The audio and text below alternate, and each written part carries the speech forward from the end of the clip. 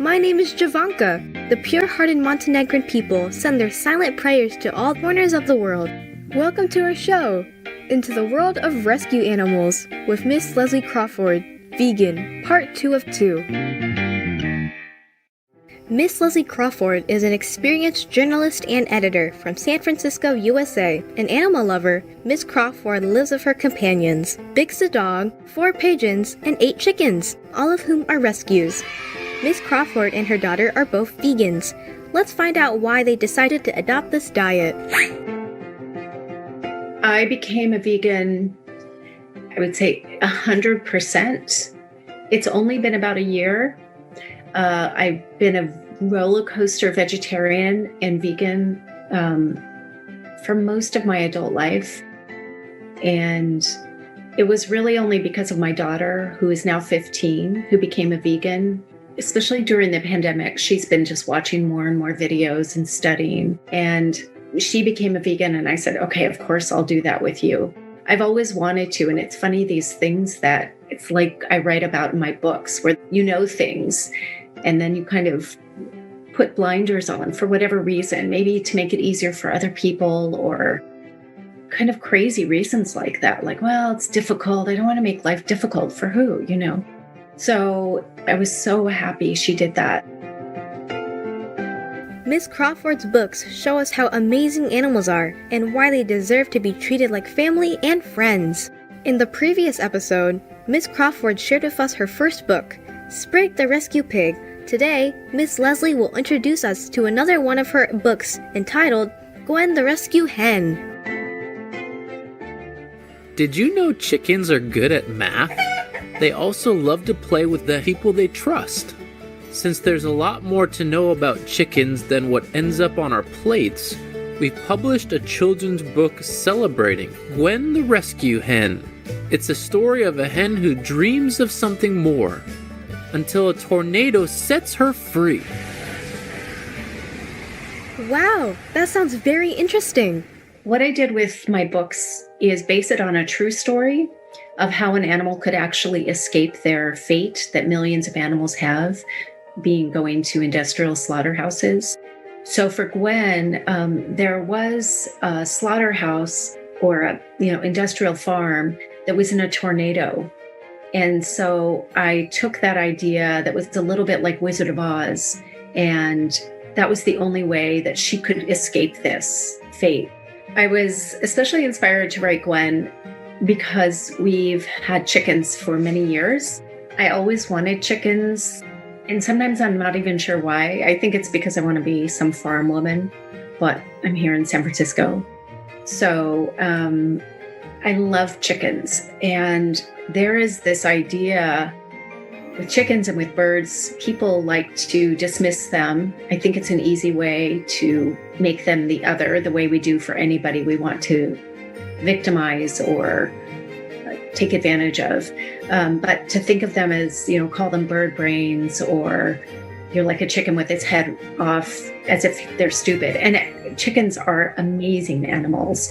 And so when I wrote that book, Gwen the Rescue Hen, I wanted to write it and try to convey how smart they are in ways that is not what we think of as smart, but they're incredible animals. They have this amazing ability to see. The way their eyes are constructed, they can see so many more colors than we see. They see the world in this magnified way, and very smart about protecting themselves. Now let's hear a bit more of the story. It was like any other day. Gwen, the hen, was crammed in a cage among all the other hens. They barely had any space to turn around, let alone spread their wings. Suddenly, a monstrous tornado started howling and blowing towards the chicken farm. Horrified, the chickens trembled in fear, but none of them could do anything except stay where they were. Hoo-woo! Hoo-woo! Hoo-woo! Bang! Bang! Bang! The doors slammed open. Whoosh! The roof was gone. Kaboom! Gwen's cage flew up high into the sky with the strong gust of the tornado.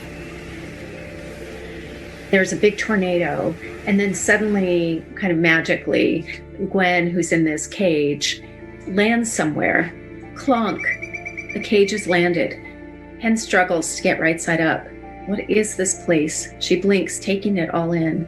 Sunlight, it streams into the cage. Colors, so many colors. The greenest greens, yellowest yellows, and reddest reds. Swoosh! Hen watches a silvery rush of flapping wings soar just beyond her cage, before disappearing into the sky. "Quack," says Hen. The biggest chicken she's ever seen is staring at her, and she thinks it's kind of like this chicken god or something talking to her. The story is getting so exciting. "Bok," Hen says to her. "Bok, bok," say the other chickens, because she's in a cage with several other chickens. The big chicken doesn't say peep. Hen cocks her head confused. Chickens always talk to each other. Something's wrong with this one, besides her being so enormous. "Bok?" She tries one last time, nothing. And then, just then, another strong gust blows. The cage teeters, topples, and plunges to the ground. Wow, the cage landed on the ground.